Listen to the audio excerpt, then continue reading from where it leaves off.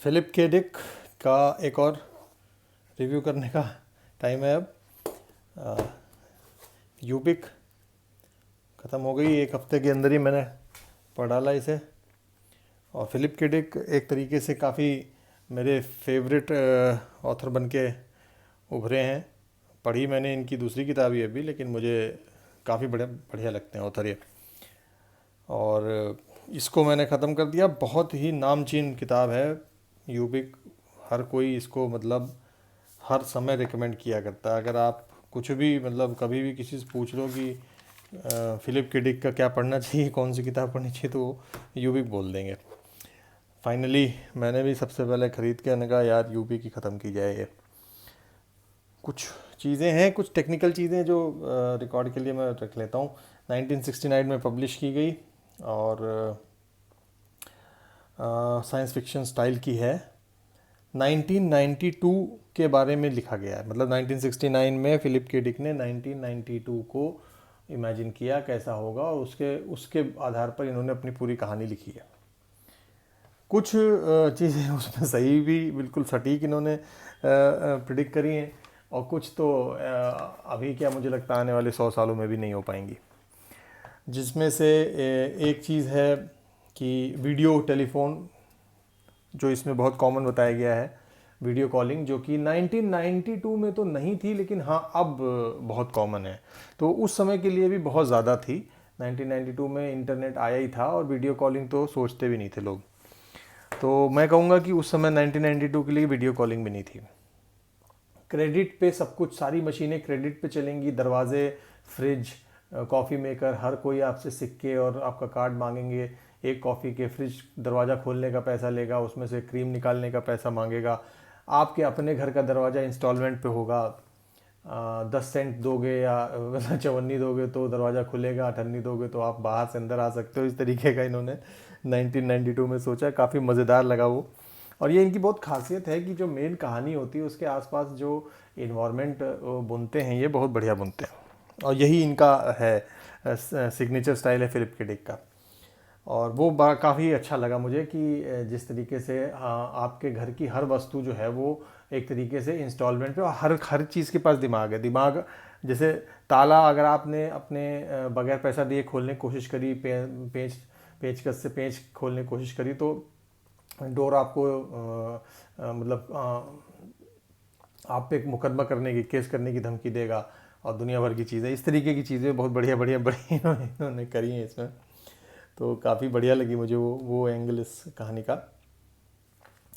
दूसरा, कुछ इसमें नॉन फुलफिल्ड कुछ जो इन्होंने बोली, जो अभी मुझे लगता है 100-200 साल तक नहीं हो पाएंगी, वो चीज़ें थी कि मून पे इंसानों की बस्ती है, मार्स पे इंसानों की बस्ती है, closer to light speed travel हम लोग एक्सपेरिमेंट कर रहे हैं, जो कि अब तो अभी तक तो कहीं आसपास भी नहीं है। 100-150 साल लग जाएंगे इसे होने में। तो वो एक चीज़ मुझे ऐसा लगता है कि बिल्कुल भी चरितार्थ नहीं हुई है। अच्छा, और उसके बाद एक और इसमें टेक्नोलॉजी जो कोर है वो है आफ्टर लाइफ, जिसके बेसिस जो बेसिस है पूरा इस कहानी का, मर्डर मिस्ट्री और जो भी इसमें एलिमेंट्स हैं वो उस चीज़ को लेकर हैं। और आफ्टर लाइफ क्या है कि जब भी कोई व्यक्ति मरता है उसको प्रिजर्व कर लेते हैं, कोल्ड पैक में रख के उसे प्रिजर्व कर लेते हैं, और फिर उसकी डेथ, उसकी कॉन्शियसनेस, उसकी चेतना की जो डेथ होती है, मृत्यु, उसको धीरे कर देते हैं। मतलब अगर आप की डेथ, किसी की डेथ हुई और तुरंत उसको कोल्ड पैक में डाल दिया गया, तो उसका जो चेतना है, उसकी जो कॉन्शियसनेस है, उसे ये रोक लेते हैं। और उसका डिकेइंग, उसका मरना इतना धीरे कर देते हैं कि कई साल, 25-30-100 150 सालों तक आप उसे रोक सकते हैं। एक आर्टिफिशियल लिम्बो में रख के उसे रोका जा सकता है। और जो भी चाहने वाले लोग हैं उस व्यक्ति के, मरे हुए व्यक्ति के, वो कभी भी आके उससे बात कर सकते हैं। लेकिन जितनी बार उसे रिवाइव करेंगे बात करने के लिए, उतनी बार उसकी जो लाइफ है, हाफ आफ्टर लाइफ, वो घट जाती है। तो ये एक टेक्नोलॉजी इसमें सबसे इम्पॉर्टेंट है, जो जो मेन रोल इसमें अदा कर रही है। दूसरी मर्डर मिस्ट्री है ये, बिजनेस राइवलरी और मर्डर मिस्ट्री। बहुत छोटे किरदार, कोई कोई सामाजिक स्तर का बदलाव नहीं, जैसे फिलिप के डिक की पहली किताब में था, man in high castle. Environment बहुत बड़ा कि जर्मनी जीत गई और ये वो, लेकिन मुख्य किरदार इतने छोटे, जैसे बगल का किराने वाला या एक छोटी सी कंपनी का मालिक, उसकी दिनचर्या, उस तरीके से इस कहानी में भी बहुत बड़ी टेक्नोलॉजी, बहुत सब कुछ इतना विस्तृत इन्होंने 1992 का लेखा जोखा दे दिया। लेकिन जो कहानी है वो बहुत छोटी सी कंपनी है एक, जो कि टेलीपैथिक टैलेंट को आइडेंटिफाई करती है और उसको नलीफाई करती है। मैं थोड़ी देर में बताऊंगा ये क्या चीज़ है। लेकिन उस कंपनी के 25-30 एम्प्लॉय, उन्हीं से जुड़ा हुआ एक किस्सा जिसका एक हफ्ते में सब लेखा जोखा है, उसके ऊपर कहानी है। तो कहने का मतलब कि इतनी विस्तृत जो है वो 1992 की व्याख्या, और उसके बाद जो एक्चुअल कहानी वो बहुत ही कम किरदारों के साथ बहुत सटीक तरीके से। मुझे लगता है फिलिप के डिक का ये लिखने का तरीका है, जिसमें ये किरदार बहुत मामूली से रखते हैं। इनका हीरो, हीरोइन, प्रोटैगनिस्ट, जो भी आप नायक नायिका, सब इनके बहुत ही साधारण होते हैं। बहुत ही रोज़मर्रा चलते फिरते लोगों की कहानी लिखते हैं। और इसमें जानबूझ के कन्फ्यूजन बहुत खड़ा किया गया है। मतलब आधे बोले हुए डायलॉग्स कि रीडर जानबूझ के कंफ्यूज हो जाए, जो कि मुझे बहुत ख़राब लगता है। पर्सनली मैं उस तरीके की राइटिंग को बिल्कुल पसंद नहीं करता हूँ जिसमें जानबूझ के कन्फ्यूजन बनाया जाता है, क्योंकि वो कन्फ्यूजन आपके लिए सिवाय सरदर्दी पैदा करने के और डिसइंटरेस्ट जगाने के किताब को लेकर मुझे तो और कुछ नहीं देता।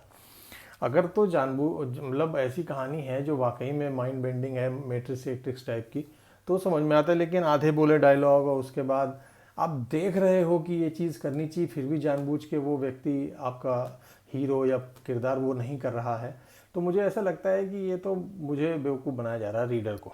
तो यहाँ पे मैं कहूँगा कि इनकी इस किताब में ये कुछ ज़्यादा ही मिला मुझे, जिसमें 4-4, 5-5 पन्ने बेवकूफ़ी भरे कि आप एक सीढ़ी चढ़ रहा है, क्या कहते हैं हमारा प्रोटैगनिस्ट नायक, 10 सीढ़ियाँ हैं, 10 कदम हैं, और 10 कदम 3 पन्ने भर दिए, उसके मन में क्या चल रहा है, ये वो फालतू की बकवास, लिखने की ज़रूरत ही नहीं थी।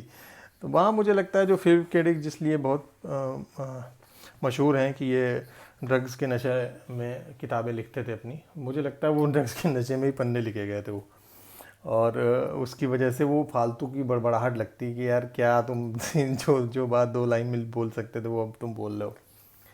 खैर आगे बढ़ते हैं। इसमें 2 बिजनेस राइवल हैं। अच्छा हाँ, इनके 1992 में ऐसा भी है कि कुछ लोग साइकिक टैलेंट के साथ पैदा होते हैं। कई तरीके का साइकिक टैलेंट होता है, जिसमें दूसरों के मन की बातें जानना, दूसरों के सामने एक ऐसी रियलिटी रख देना, चीज़ों को इधर उधर हिला देना मन की शक्ति से, इस तरीके की चीज़ें हैं।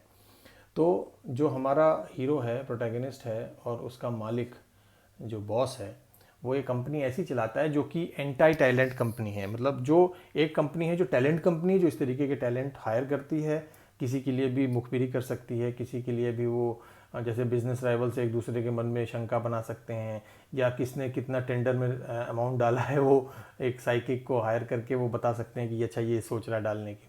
उसी तरीके से जो हमारे ये हीरो हैं, ये उस कंपनी में काम करते हैं जो इस तरीके के टैलेंट को नलीफाई कर देते हैं। तो ये एंटी टैलेंट वाली कंपनी में है। तो एंटी टैलेंट और टैलेंट वाली जो कंपनियां हैं, दोनों की भिड़ंत है। और जो टैलेंट वाली कंपनी है वो यहाँ तक जाती है कि एंटी टैलेंट लोगों को मार भी देती है, मतलब। और कुछ कुछ यही हुआ है। जो एंटी टैलेंट हमारी कंपनी वाले हैं, जो हीरो की कंपनी है, इसके मालिक को एक बहुत ही लुभावना सा कॉन्ट्रैक्ट दिया जाता है, जिसमें इनके सारे जो भी इनके ऑफिसर्स थे उनको इकट्ठा किया जाता है और कहा जाता है कि हम आपको जितने भी हैं ले आइए, और चंद्रमा पे हमारा हेडक्वार्टर है, जहाँ पे हमें शक हो रहा है कि हमारा इन्फिल्ट्रेशन कर लिया गया है ऐसे ऐसे साइकिक टैलेंट द्वारा। तो इनको सबको वहाँ बुलाते हैं।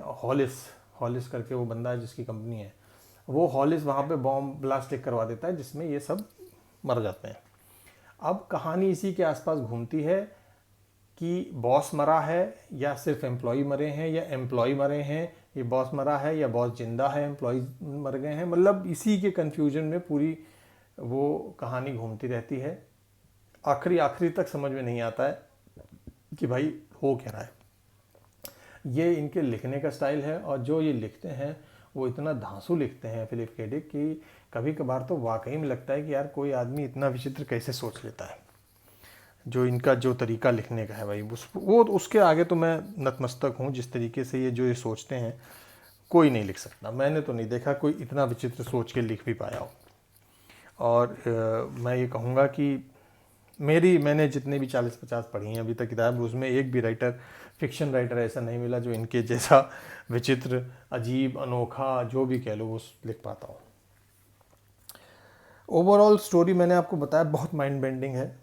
मतलब बहुत जल्दी पढ़ी जाती है 200 पन्ने, और इतनी जल्दी आपका मन करेगा पढ़ने का कि अरे अब क्या नेक्स्ट क्या होने वाला है, नेक्स्ट क्या होने वाला है। ये पढ़ के ना तुरंत आपका मन बढ़ जाता है, अरे हाँ अच्छा ये था, तो जल्दी पढ़ी जाती है। टाइमलाइन 1 हफ्ते की है और 1 हफ्ते के अंदर ही सब कुछ हो गया है। पहले मुझे बढ़िया नहीं लगी, लेकिन धीरे धीरे मुझे पसंद आने लग गई और आखिरी तक आते आते बहुत अच्छी लगी। कहानी हाफ लाइफ के ऊपर है, किस तरीके से जो लोग जिनके ऊपर हमला होता है वो हाफ लाइफ में है, और हाफ लाइफ में भी उनके ऊपर अटैक हो रहा है। हाफ लाइफ में जब वो लिम्बो में पड़े हैं तब भी उनके ऊपर हमले हो रहे हैं, जिससे कि वो जल्दी जल्दी मरते हैं, जल्दी जल्दी उनका 11 लोग थे जिनको हाफ लाइफ के अंदर एक व्यक्ति था जो मार रहा था। तो मैं कहूँगा कि जो भी थोड़ा बहुत भी थ्रिलर और इस तरीके की चीज़ पढ़ने के शौकीन होते हैं उनको यूबिक ज़रूर पढ़नी चाहिए। अगर दिमाग थोड़ा दौड़ाने का शौक़ हो तो यूबिक पढ़ के वो अपने दिमागी कसरत कर सकते हैं। मैं फिलिप के डिक की बाकी किताबें भी पढ़ना चाहूँगा, जो कि कई सारी हैं, 1-2 भी नहीं, करीब 35-30-40 होंगी ये करीब। ये हम सब पढ़ना चाहेंगे। अगर इन्होंने सब कुछ ऐसे ही लिखा है तो वाह भाई वाह। किंतु मैं ये कहूँगा कि एक के बाद इनको नहीं पढ़ सकते, एक के बाद एक पढ़ने में होती है गड़बड़, क्योंकि इतनी ज़्यादा दिमाग को झंझोरने वाली कहानी लिख देते हैं कि फिर वो उतना मज़ा नहीं आता है। इसलिए फ़िलहाल के लिए मैं एक दूसरे राइटर की तरफ जाऊंगा और उसको पढ़ने के बाद मैं फिलिप के डिक की दूसरी कहानी पढ़ूंगा। मैं कहूँगा मोस्ट रिकमेंडेड, ज़रूर पढ़ें फिलिप के डिक यूबिक।